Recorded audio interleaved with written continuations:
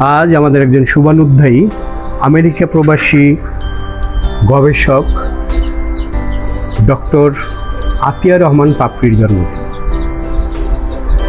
সে আমাদের সুযোগ্য অগ্রজ সংগঠক আতিয়া রহমান খোকন ভাইয়ের সুযোগ্যা কন্যা।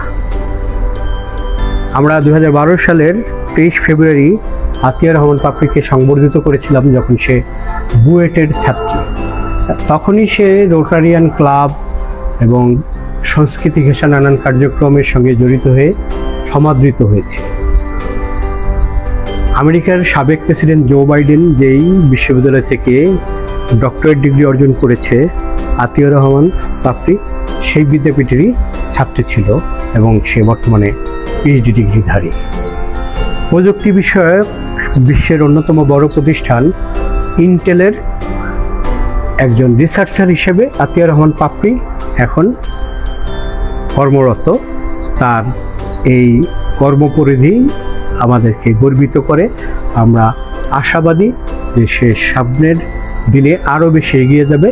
আজ তাকে জন্মদিনের শুভেচ্ছা জানিয়ে আমরা আমাদের এই বৃক্ষপ্রেমী শিক্ষার্থীদের প্রতিবারের মতো এবারও গাছের চারা উপহার দিয়েছি। পাপড়ি আপুকে জন্মদিনের অগণন শুভেচ্ছা।